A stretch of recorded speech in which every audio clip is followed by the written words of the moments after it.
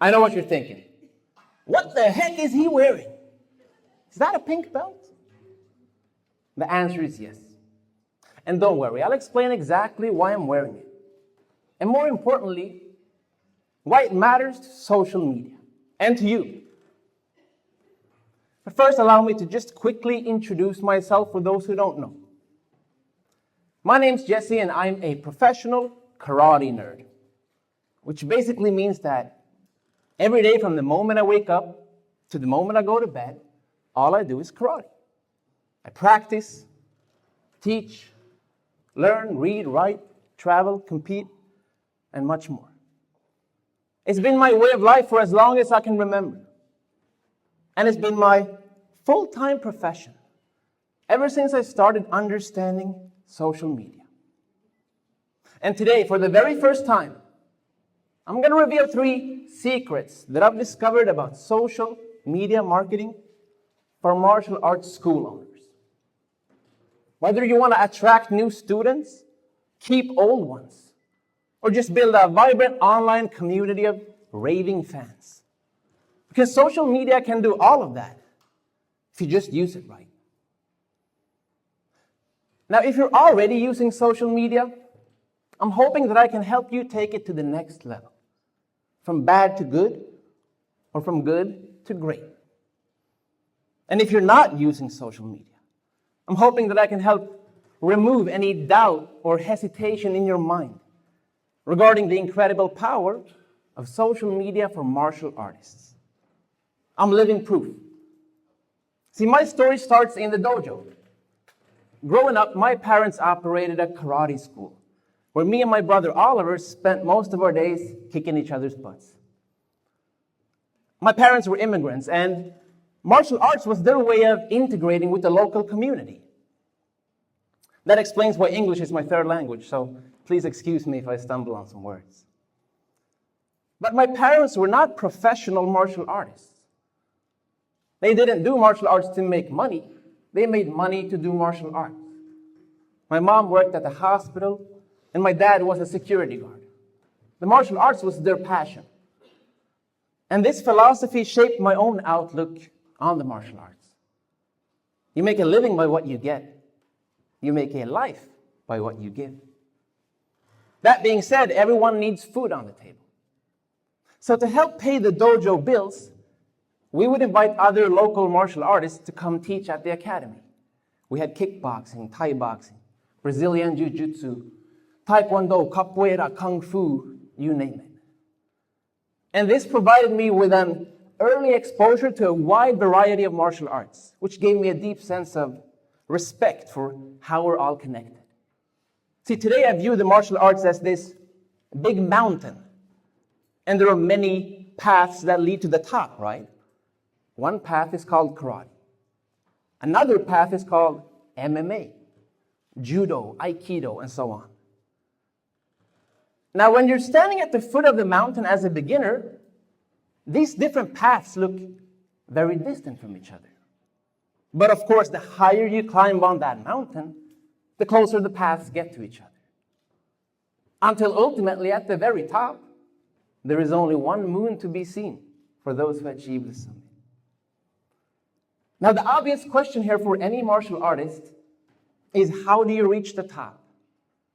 How can you elevate and improve your martial arts skill level? By practicing, of course. By going to the dojo, the gym, the school, the academy, putting in the work, and day by day, year by year, belt by belt, you climb that mountain. But there comes a point in most martial artists' journey when it feels like they're standing still. It's like you keep practicing, but nothing ever happens. And I think we've all been there. It is at this point, hopefully, you realize that you need to start teaching too. Because if the best way to improve something is to practice, then the second best way is to teach. When one teaches, two learns. The only problem is you need students to teach. And without marketing, they're not going to find you. It used to be so easy. I remember as a kid, we used to drive around town, my family, and put up posters for a martial arts school. We would even go to the local shopping mall and slap flyers on every parked car. It took hours. And sometimes we did action-packed demos for the public. And those were a big success. I mean, people stood in a long line outside of our academy. It's funny that I didn't realize it back then, but in hindsight, it's pretty obvious that my parents wanted to quit their day jobs and do the martial arts full-time. Otherwise, we wouldn't be doing all that marketing. I mean, we did posters, flyers, print ads, radio, banners, demos, you name it. And that's what everybody did. I know because I used to rip down other schools' posters when I put up ours. Oops. And it worked. Those old school marketing tactics really worked. Sure, they took a lot of time and money and effort, but they attracted students until they didn't. You see, year by year, that line outside of our academy, it got shorter. I remember one evening, we only had 4 new students. And I felt so bad for my parents because they couldn't understand why the posters and flyers weren't working anymore. But I knew it was the internet. I had seen it coming ever since I got my first computer game. People's attention was shifting from offline to online. And I told this to my parents. I said that the world is changing and we need to change with it. I'm not sure they understood me, but at least they trusted me. And that was all I needed. This was my chance to save the dojo. All I needed to do was figure out the internet. And so I did. In just a few years, I built successful online companies, launched worldwide brands, wrote best-selling books, created unique projects, and built a massive online community of like-minded karate nerds. All because of the internet. And nobody was more surprised than my parents. They just wanted me to find new students. But what I found was way more exciting. You could say that I discovered a loophole in the internet, a way for me to quickly become successful no matter what I did. And ever since I discovered it, I've used it over and over again. 2 words: social media. The most misunderstood medium of communication in the 21st century. In my experience, most martial arts school owners fall into one of 3 categories when it comes to social media. Those who use it fully, but not always in the right way. Those who use it half-assed because they still think it's a fad that only the kids use. And those who don't use it at all because they're still skeptical. And my parents used to be like that.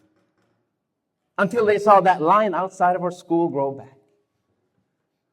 It's funny, the biggest complaint we get these days from students is that there are too many students.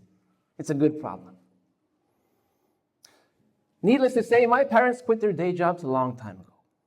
And just last year, I flew my family for vacation to Iceland, South Africa, Spain, USA. This year, we're going to Japan and Portugal. All because of social media. Because when you use it right, it truly works. And the reason it works is because we're living in what experts call the attention economy. If you have an internet connection, you can reach 4 billion people. And where attention goes, money flows.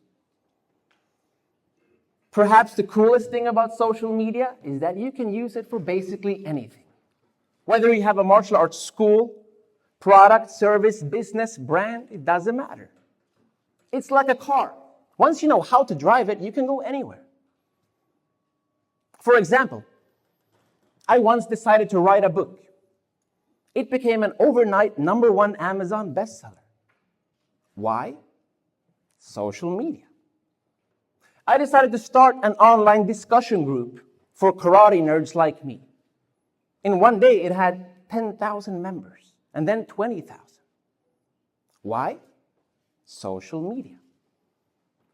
And when I decided to teach my very first international karate seminar, it sold out in one day, and the participants came from 25 different countries.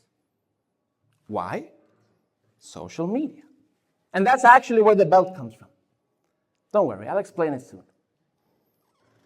But first, I want to share the 3 secrets that I've discovered about social media marketing and that I believe every martial arts school owner desperately needs to know.